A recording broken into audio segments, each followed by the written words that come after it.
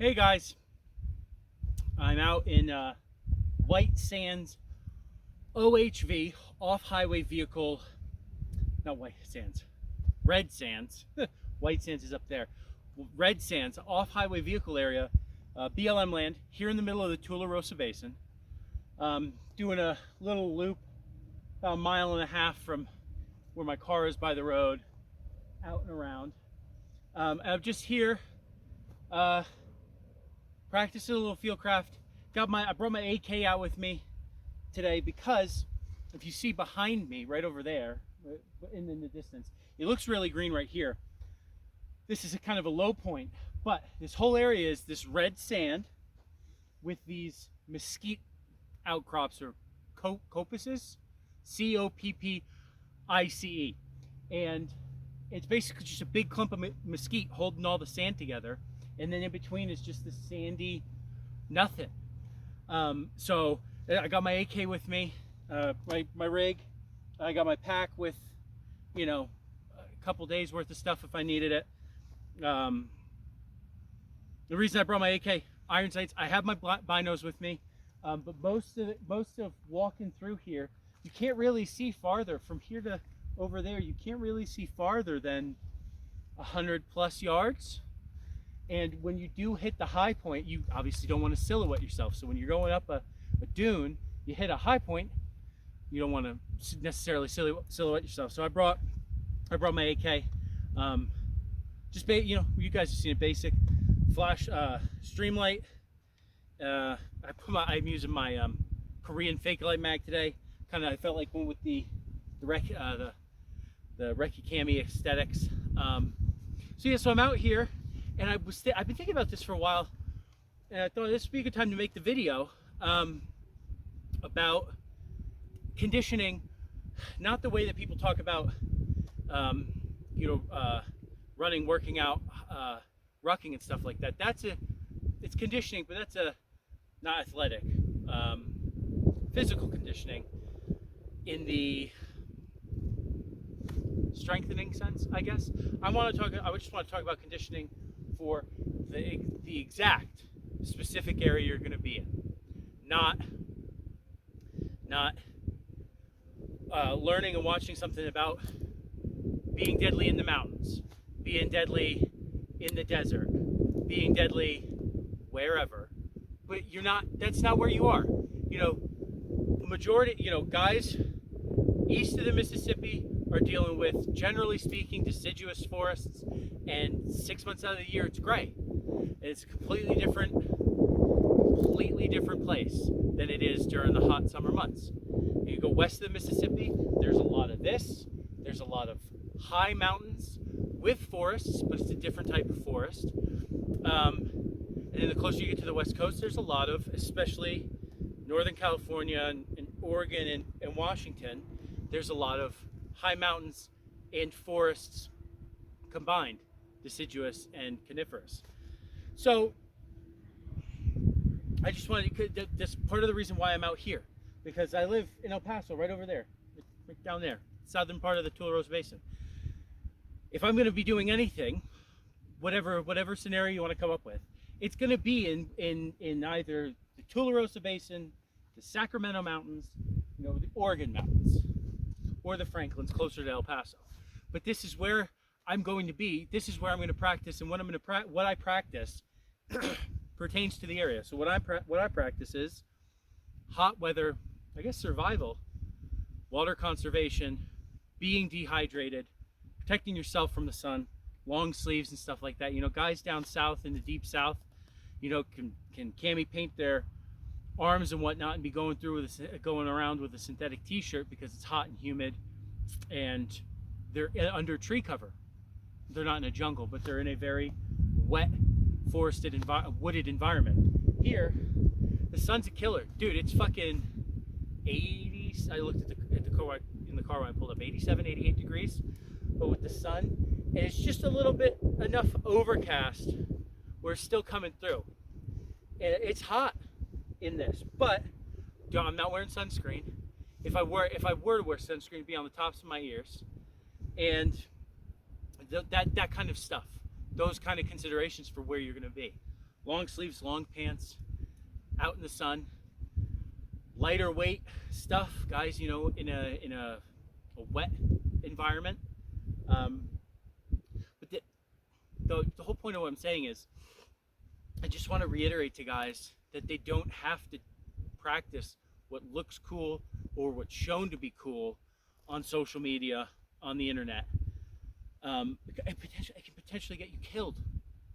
You know, if you're in an area where you know you can just, I'm using all these examples. You're in an area where you know you can get more water, basically anywhere back east, springs, brooks, lakes. There's no point in carrying 3 gallons of water with you. But if somebody watched somebody doing a desert arid type environment thing and was like, man, maybe I should do that, and they're not in that, they're going to be carrying around that water. It's going to weigh you down. Out here, and I've been living here almost 2 years, doing all this stuff out in an arid desert type environment. Everything is slow out here. It needs to be slow. You cannot run around like the way that the U.S. Army, the way that they do their rucks. Like, they have so many guys dropping on bases. What will they do? Their PT in the morning. They still have guys dropping. Out here, it's so dry. It's so dry. There's no humidity. It's so arid.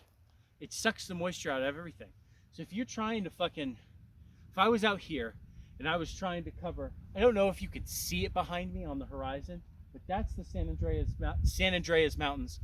And then over there is the Oregon Mountains. If I was trying to get from here to there, because you walk across that highway to the San Andreas Mountains, and you tried to do it fast, you're not going to make it. So you got to learn about, you're conditioning for your environment. You know, guys in the Northeast and the Northwest, where it's relatively temperate all year round, fucking you can fly. I lived in New England. I'm from New England. You can fucking fly up a mountain. Yeah, and in the hot months it might be warm or a little humid, but you can find water. You know, guys who live in a cold environment, cold and hot are the same thing. In a cold environment, you don't want to move fast because you don't want to get sweaty. You can die, you can freeze to death. In a hot environment, you don't want to sweat more than your body is naturally creating.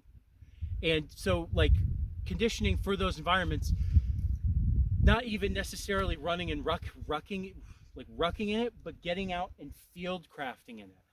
That's the best thing. Not rucking 9 miles down and back on a tar road with the weight. Yeah, it's good to build your strength, to build your endurance, but when it comes to actually walking around and doing stuff with all of this on you, in my opinion, this is all my opinion, but in my opinion, I think it's best to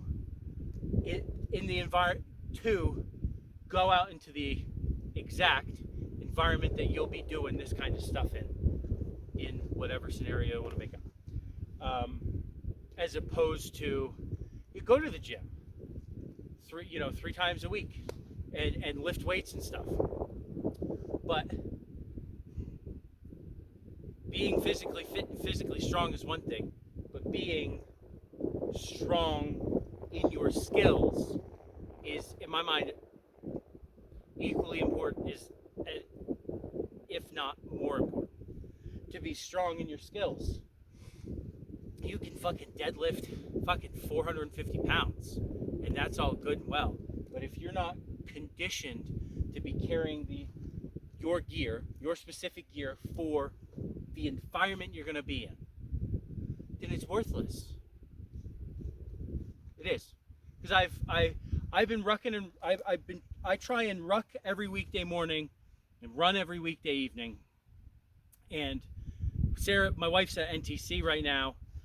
It's the beginning of September. She's going to be there for a while still. So I've had time to go to the gym, start going to the gym, which I haven't done in years, lifting. But I'm not lifting to fucking get big and freaking, or get shredded or anything. I'm lifting to build my endurance and to just, like I said, being physically fit and physically conditioned is important. But I'm coming out here, not when my time allows me, but I come out here and I practice and I focus on this. This is the most important to me, not how fast I can ruck, how fast I can run. being able to be out here and doing these things and surviving, being able to fucking do it and not drop.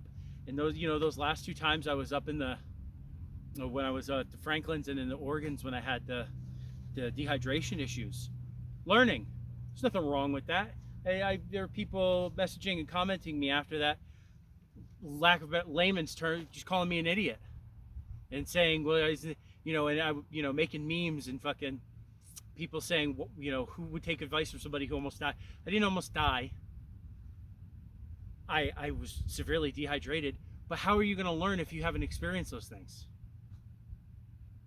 That's all I'm saying. You need to experience the stuff in the field where you are, and you don't have to be doing it for weeks at a time. Guess what? Most of us aren't fucking paid to fucking go out and sit at NTC and become getting heat casualty after heat casualty because, you know, soldiers can't be supplied water. Yeah, in my mind, that's not fucking worth it at all. We're out here on our own time doing this, you know, by ourselves or with our little group of people, whatever. But we don't have a giant military complex behind us to be able to help us to do it. There's nothing wrong with that. I think it's better because I feel that's a topic for a different day. But I just wanted to reiterate to you guys to get out there in your environment and practice the skills for your environment, nowhere else. You know, because that you need to be proficient. You know, especially if you have like a family or something, you don't want to be bumbling around, not knowing what you're doing, but not knowing where you are, and what to do where you are. You sit at home all day, practice in the backyard, go to the range, but that's not going to help you once you're out here. If you haven't been out here, done shit out here. If any of this makes sense. But yeah, that's about it. I just want guys to fucking get out and practice where home is for them and not what they think is cool online, on social media. You know, the whole world isn't the flat range or shooting at static targets. Like when I come out here, I'm shooting at, it's awesome. This is a tiny yucca plant, but there's bigger yucca plants. And it's awesome because they're surrounded by dirt. So you see the backsplash behind it if it goes through it. You see it around it if it hits it to the left or right. It's great. Coming out here, I'd rather shoot out here all day with some guys instead of being at a fucking range because it's more applicable. Range is good for a time and place, especially when you're sighting in guns and getting used to a different gun or a different platform, you know, pistol, rifle, whatnot. But when it comes to applicable field stuff, best stuff is out here. So that's my little soapbox. I'm gonna get off my soapbox. I gotta keep walking because I don't have a lot of time. So thank you guys for listening, watching. Didn't mean it to come off as a rant if it sounded like that. Yeah. Well, guys, have a good weekend. Thank you for watching.